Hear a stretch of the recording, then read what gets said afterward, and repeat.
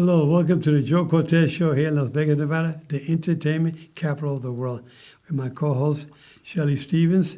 Shelly, hello to our fans out there. Hey, Joe. Hey, everybody out there. So happy to be here with you again. Okay, well, we're going to be talking today a little bit about your career and a little bit of my career in boxing, yours in entertainment. We want to know a little bit about your career. Shelly, you and your husband, Wesley, have been performing for how many years now? Oh, so many I can't remember. It's like way over 30. We've been together for so long.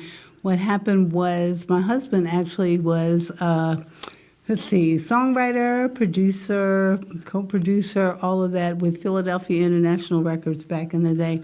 And they had many groups out of Philadelphia. You might remember like Harold Melvin and the Blue Notes, the Spinners, the OJs, Instant Funk, very good friends of ours as well.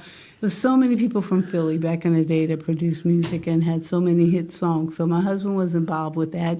He spent 8 years with a group known as the Stylistics. You might remember they had a big hit called You Make Me Feel Brand New. Right. And then after that, he left and went and joined up with Lionel Richie and the Commodores.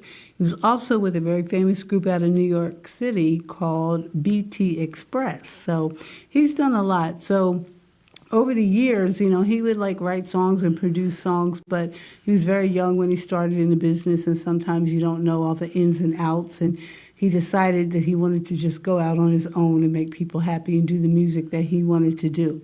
At that time, I was in school. Well, when I started out in college, I majored in like business, advertising, marketing, and I realized that I had another passion, and it was being in the theater and music. So that's what I always wanted to do. So I minored in that. And then after college, I went home to Philadelphia, and I auditioned for a show for a Broadway musical. And it was Sweet Charity. That was the first one I did. And after that, that was when the acting bug got me. And I just started doing Broadway musicals after that. Then I decided I wanted to see the world for free. So I became a flight attendant with Pan Am, and I did that for a long while as well. One of the times I was home, my girlfriend took me out for my birthday to a restaurant in Philadelphia, and there was a piano player in there, and he knew my girlfriend. He came over and sat with us on his break. And that was Wesley, right? That was Wesley, exactly. Okay. And so he asked me to come up and sing a song with him. So I did, and somebody heard us, and they actually hired us to work as a duo. And I'm like, no, I don't do this for a living. I'm a flight attendant, but if I change my mind, I'll let you know. Well, after that, I was scheduled to go on this flight with Pan Am, but it was the one that exploded in Lockerbie. And that day, my husband, well, he wasn't my husband at the time, but we were dating, and he told me, don't go to work today. He says, you know, just stay home, you know, play hooky, don't go. And I was like, no, but I really love my job. And he goes, no, just stay home this one time. So I stayed home. I was like, okay. And that was the day that the Lockerbie flight crashed and burned. And so actually he kind of saved my life. So I guess I owed it to him to become his wife. So that's how that happened. Wow. So ever since then, you know, we just kept, you know, doing the music thing together. And so we've been traveling a lot. You know, we went to like so many countries. We lived in Japan for 10 years, performing there. After that, we came back home to Philly, you know, but it was too cold, and I wanted to relocate. So we ended up moving to Vegas, and then soon after we got to Vegas, we went on vacation in Florida. Somebody heard us in Florida. We started performing there, too, and next thing you know, they hired us to work on a cruise ship, okay, and that started that. Okay, so let me ask you a question. You were supposed to be on a flight at Lockerbie. Yeah. That was a Pan Am, at that flight. Yeah. And you were a stewardess? Yeah. At the time. You were supposed to be on that plane. Yes. And he told you not to go. Yes. And you didn't go that day. That's right. You went on the plane and you would have been gone. Exactly. You would have been history. Yeah, exactly. Oh, yeah. wow. So, yeah, it was a good thing. I guess I decided to play hooky that day, right? Right. So I had to marry him after that, right? How could I not? Yeah, you owe me your life. Anyway, so we're very happy that occurred, that you were able to play hooky that day. Yeah. And not go to work. So you turn your career around. You went into the entertainment field, and now you're performing here in Las Vegas. Yes, we're performing here in Las Vegas. Like, what's happening next? So many things. Well, first of all, when we came back and relocated to Vegas, you know, like I said, we're going back and forth on cruises. But then during COVID, the cruise ship industry kind of went under a little bit, and we figured it'd be the right time to stay home in Vegas for a while and try to work locally.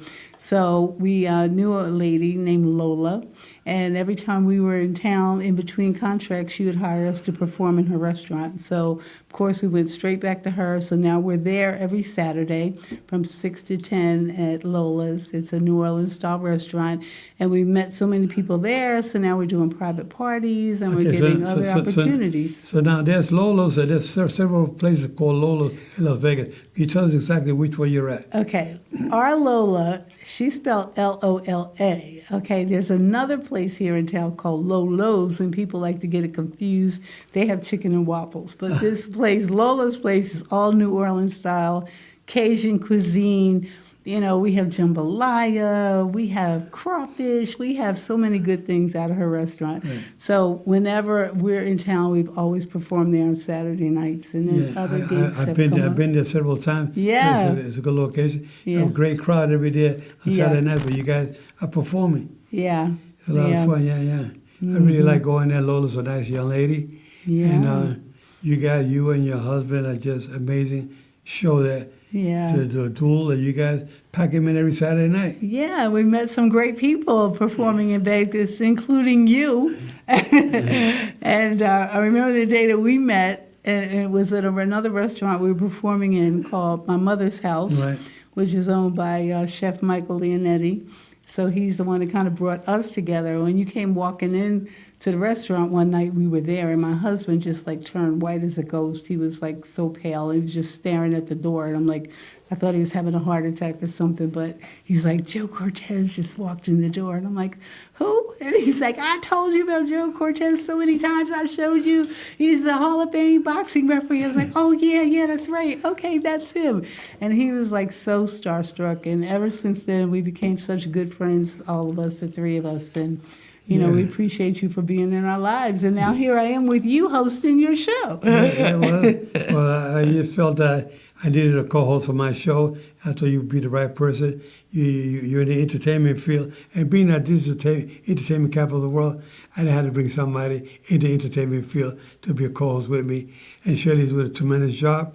And this is our second show together. Yeah. And today is really a happy day. From here, we're going to the Sterling Club to meet the individuals there who are interested in you to do some performing there at the Sterling Club. Would be something nice? Yes, and absolutely. Can't wait. They said they got some dates open, so hopefully these will be happening for you there at the Sterling Club here in Las Vegas. That's right across the street from the Westgate Hotel. That's right. Which was formerly the Hilton Hotel. Yeah, you know, we've been performing a lot of different local venues here in Vegas. It's been great, you know. And then we ran into a girl about a year and a half ago. Her name is Patrice Isley. Yeah. And she's been a singer. She's a recording artist. She's performed with so many famous people. You could really Google her and to know everything. What's her name? Patricia? Patrice Isley. Isley. Yeah, she's amazing. And at the time we met, she was looking for a keyboard player. And her drummer we had happened to play with before, and he knew Wesley and I really good. So he suggested Wesley to be her keyboard player, and that's how we met. And so we were doing shows together with her. And like we've been like, just good friends ever since. So she has this very special show coming up very soon at the Composer's Room. She's going to be there on the 28th, and we are so happy to be a part of it. The 20th or 25th? She's the 28th, because Mike is the 25th at the Ahern, right? So Patrice's show is the 28th, okay? I thought Mike Leonetti was the 28th of April.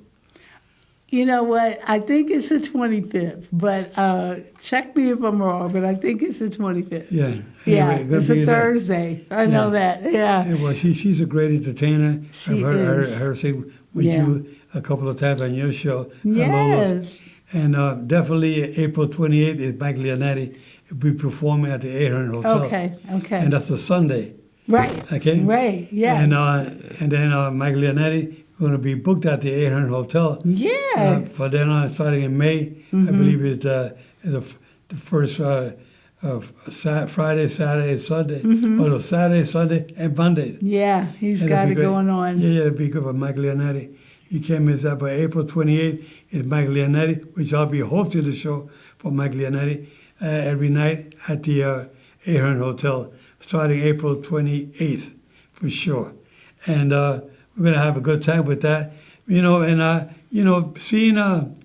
meeting your friends, Sal Santiago is another good friend. Yes, he's going to be playing at the after party there. Yeah, exactly, at the Ahern Hotel, April 28th, after we do the opening there at the Ahern Hotel. I mean, it's a beautiful boutique hotel, and not casino, no casino there. That's right. It's all beautiful. It's a beautiful boutique, beautiful hotel, Ahern Hotel. Yeah. Okay, and Gorgeous. we're going to have a good time there. April 28th, that's a Sunday. Yes. And then we're hoping to see, then we're going to have Sal Santiago performing after the show with Mike Leonetti. And it's going to be great. Al Santiago's a great singer. Yes. And you guys know Al Santiago. Yes, Sal is great. He's another great entertainer. Another great one. We met with you at my mother's house. You Right. know, Michael Leonetti has brought us in contact with so many great people that are now like family. And Sal, he was playing at a place called the German American Club. Right. So he took us there one night to see him, and we met the owners. We got up to sing a song, and now we're performing there as well sometimes. When is your next show at the... Next month, actually. I'm really not sure of the date, but if you go to my Facebook page, you will find out. We're under Twice as Nice, featuring Shelley and Wesley. Also, we have our own individual Facebook pages. We have twiceasniceentertainment.com. So, yeah, if everybody keeps in touch, they'll find out exactly where we are. No, that's great. what That's we're great. That's doing. great. No, you guys are doing great here in Las Vegas. You've been performing all over. So many people have been asking about you guys. Yeah, Oh, that's Robert great. Edmonds, who's another good friend that we Yeah. met recently. You've been Yeah. performing at his place, his private parties. You and Wesley been performing there. Yes. You got another event coming up there soon, right? Yeah, because he's a member of the Sterling Club here. If anybody's from Vegas, you know the Sterling Club and how great it is. And Robert was a member. He's a member there. So he went to the Sterling Club and he told them about us. And the entertainment director, she worked on cruise ships as well. So she knew exactly where we were coming from and that we could do all styles of music for all kinds of people. And she hired us, and we're actually going to meet with her later and go see the setup and everything. And we have a couple dates lined up there, too. You know, it's funny that I got a call from the Sterling Club one day. The gentleman said, "Are you Mr. Joe Cortez?" I said, "Yes, I am." He said, "There's a manager here, and his name is Joe Cortez as well." I remember. I said, "You got to be kidding me." He's from the Philippines. And he says he's a big fan of yours, of course, with the same name, Joe Cortez. I said, "Great." He said, "I want to invite you for dinner." So I said, "Wow, that was amazing." So I went there for dinner one night, and it was amazing meeting Joe Cortez. And I said, "Wow, he got the same name as I do." And I said, "But he got a little bit of hair on his head." I have no hair on my head. But that's the only difference. But a good guy, and I'm glad that he was able to hook up with you guys. And Raquel was one of the managers there for entertainment. Yeah. And she's getting you guys booked there. And hopefully, and with no dates yet, but that's happening in the near future. On Yeah. Facebook, people can see when Yeah. you be booked at the Sterling Club, Yes. which is a nice high-end hotel. Not a hotel, it's a living beautiful. facility building. The Yeah. But the Sterling Club is for members, people who live there, but now they got for invitations for outsiders to come to the Sterling Club, which is a beautiful place. Yeah, and they have a beautiful pool outside. The setting is beautiful. Now with the weather's finally changing. But will you be performing by the pool or I not? hope so. I hope so. I love a good pool party. Well, you're going to be in a bikini, eh? I don't know about that. But I don't know if Wesley will like that. But it'll be great to see you guys perform at the Sterling Club.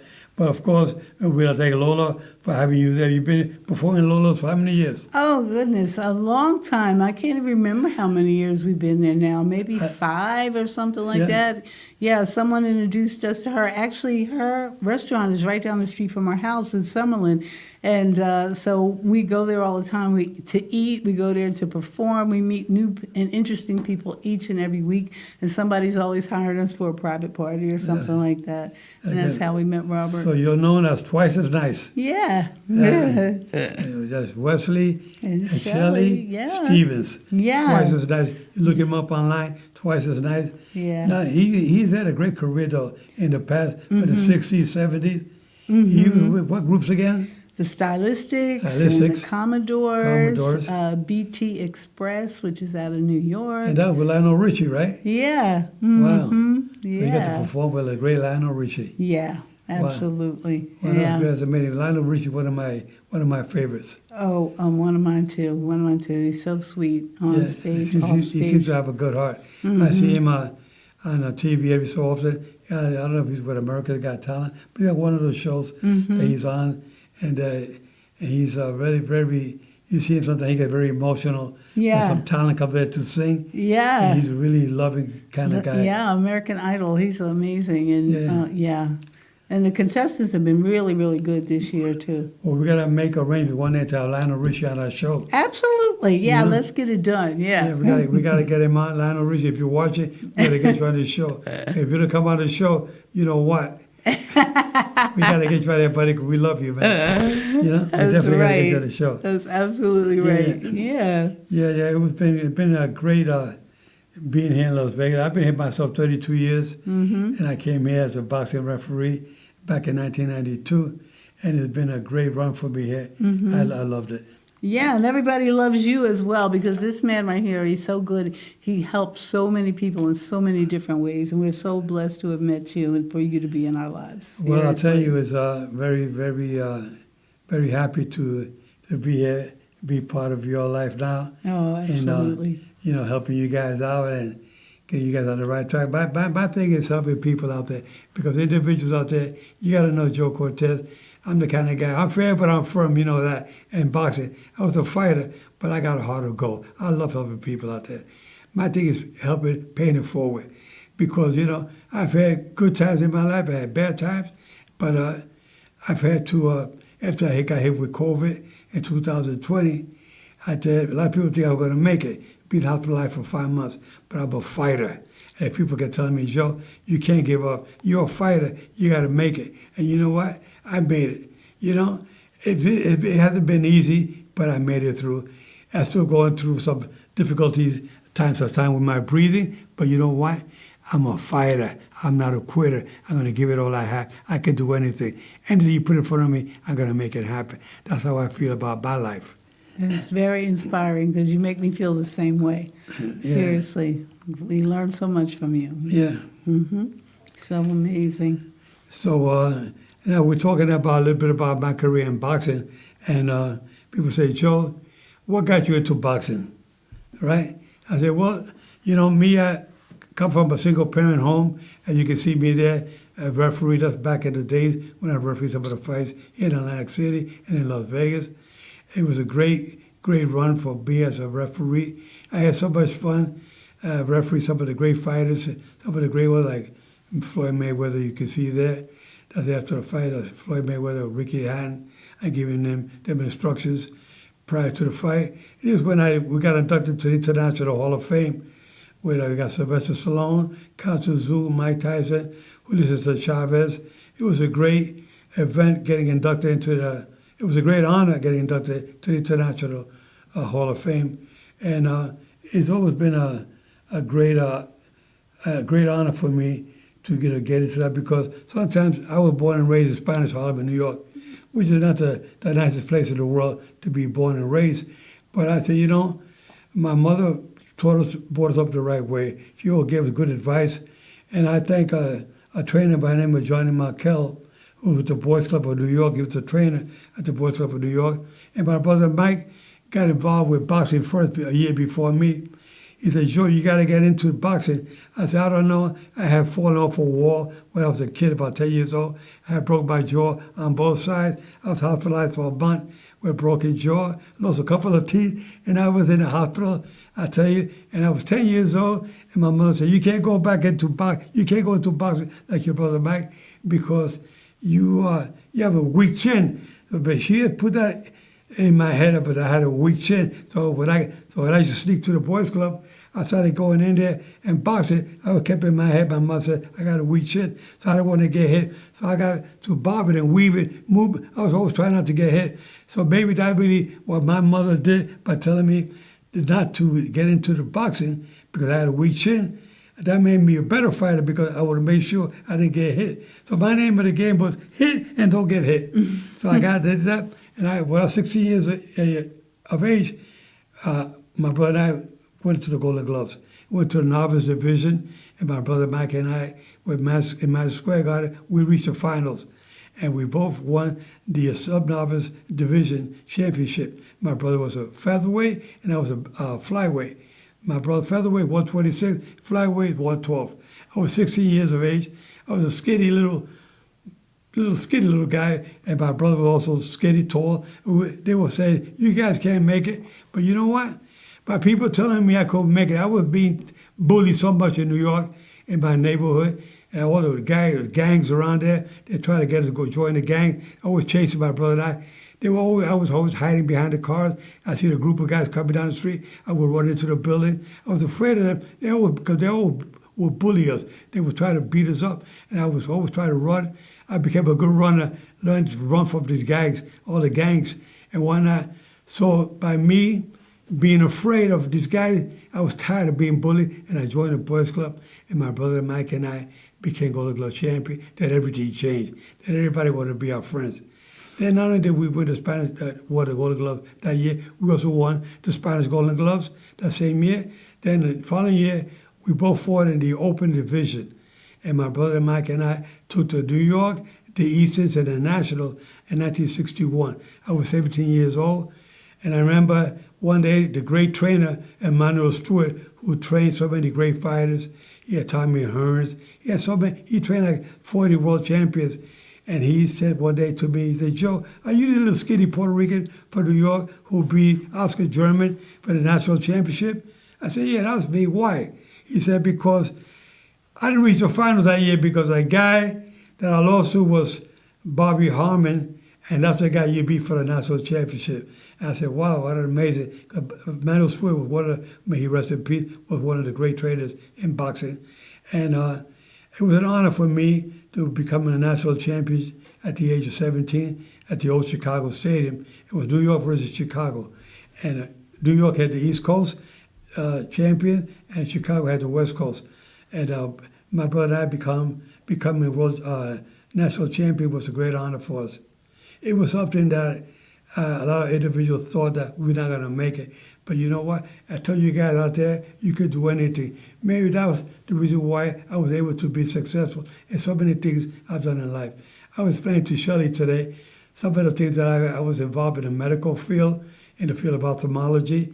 And I always liked the medical field, and I got in there helping out seniors with the vision screening program, which I had for about 10 years. And I used to hire doctors to work for me in my screening program. So I was a deputy constable in North Las Vegas. I was a casino operations manager for 3 casinos in Puerto Rico, the El San Juan, the El Conquistador, and the Palace Station back in the days. And I did that for about 7 years.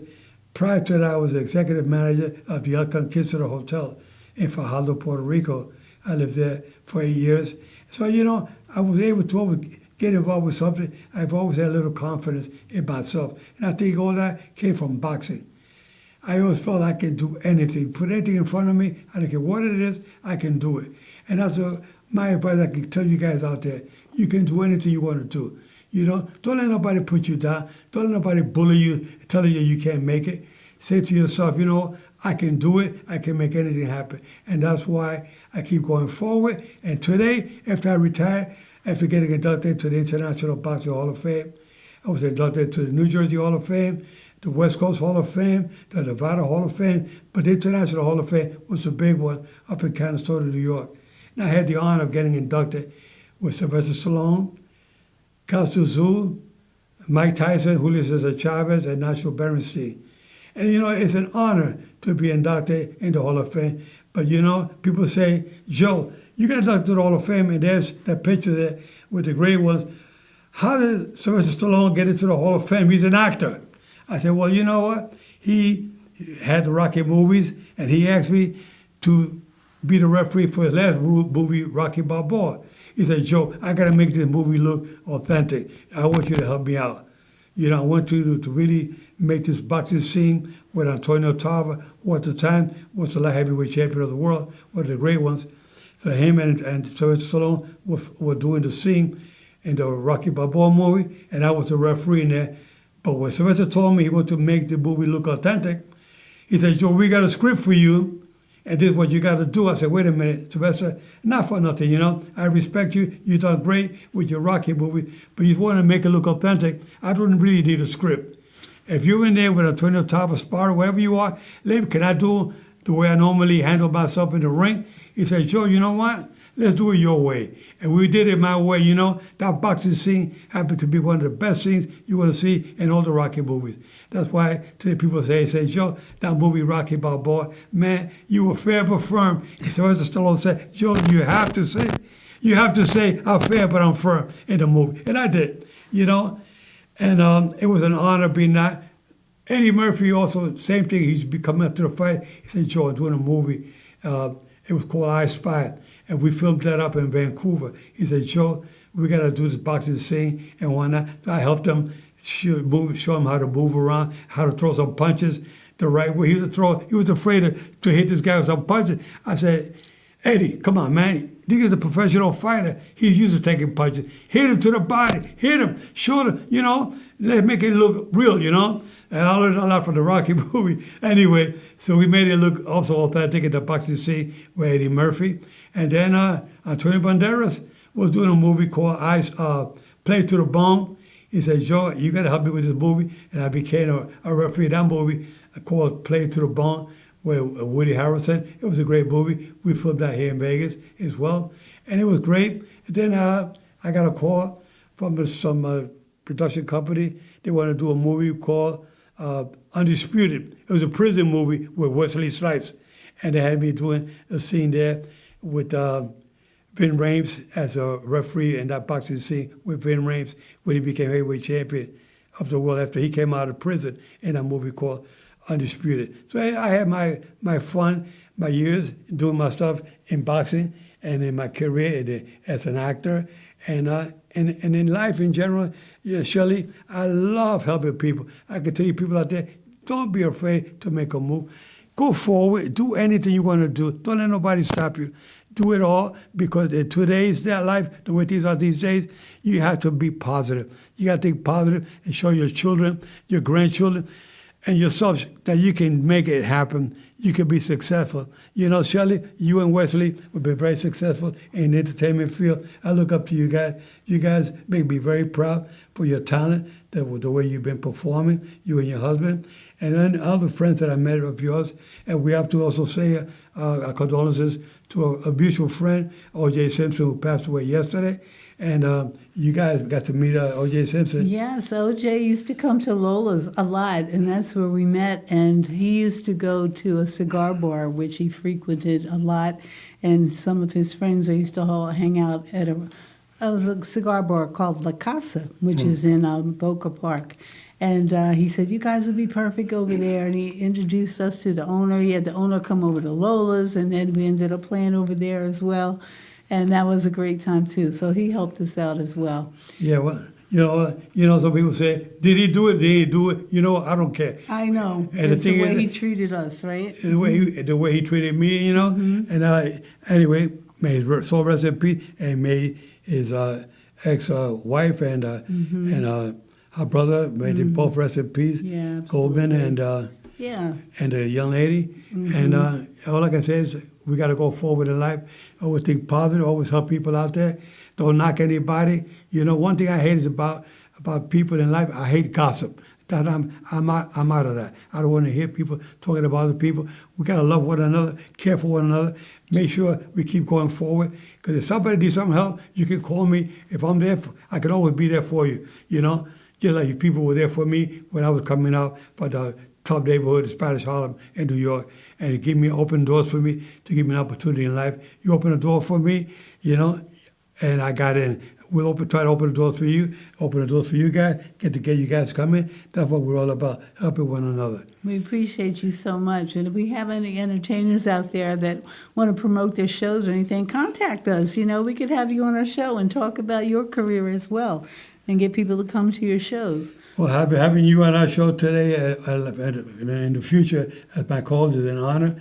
And we are just very pleased for you viewers out there to be watching the show on a regular basis. We're here every Friday, and our shows are on the YouTube channel and on the Facebook channel. Watch our show all the time. We're here to help you out. Anything we can do for you, just call us up. Don't be afraid to send me an email. Look me up on Facebook. I like to respond to your questions. Anything you have will help you out.